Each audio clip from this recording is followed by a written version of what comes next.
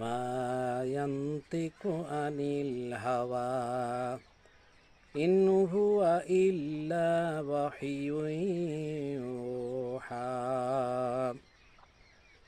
রসুল পাক সাল্লাল্লাহু আলাইহি সাল্লাম যা বলেন, আল্লাহ যা বলতে বলেছেন তাই তিনি বলেন। তিনি বানিয়ে কম বেশ করে কোনো কথা বলেন না।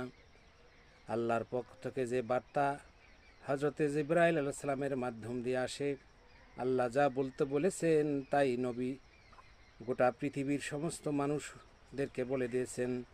কুল ইন্নি, আল্লাহ তাআলা বলেন, কুল ইন্নি রাসূলুল্লাহি ইলাইকুম জামিআ।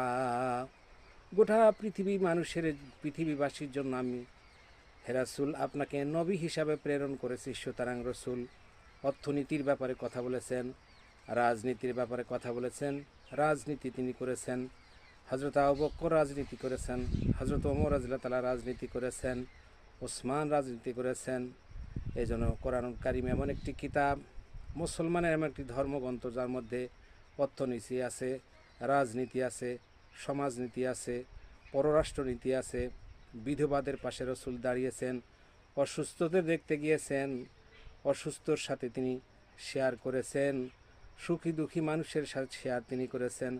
সুতরাং আমাদের দেশের যারা অভিভাবক হবে এবং যারাই এই ধরনের কর্তৃত্ব করবে, রাসূলের অনুসারী হয়ে এই সমস্ত নেতৃত্ব যখন করবে, তখন আল্লাহ রসুলের জামানা যেমন ছিল, খায়রুল কুরুনি কারনি সুম্মাল্লাযীনা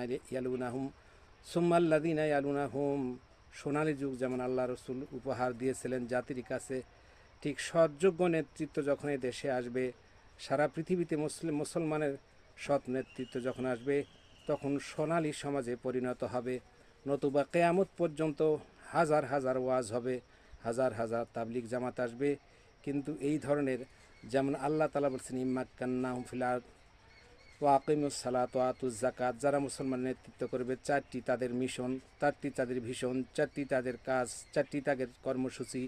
1 নম্বর নামাজ প্রতিষ্ঠা করা, 2 নম্বর জাকাত আদায় করা, জাকাতের সুবন্টন নীতির ব্যবস্থা করা, তারপর সৎ কাজের আদেশ করা, অসৎ কাজ থেকে বিরত রাখার জন্য প্রচেষ্টা করা।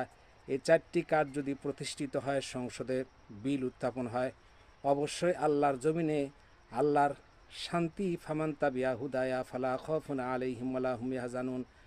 আসমান আর জমিনের সমস্ত রহমতের দরজা আল্লাহ পাক তার বান্দার জন্য উন্মুক্ত, ওই দেশের জন্য, দেশের অধিবাসীদের জন্য উন্মুক্ত করে দিবেন।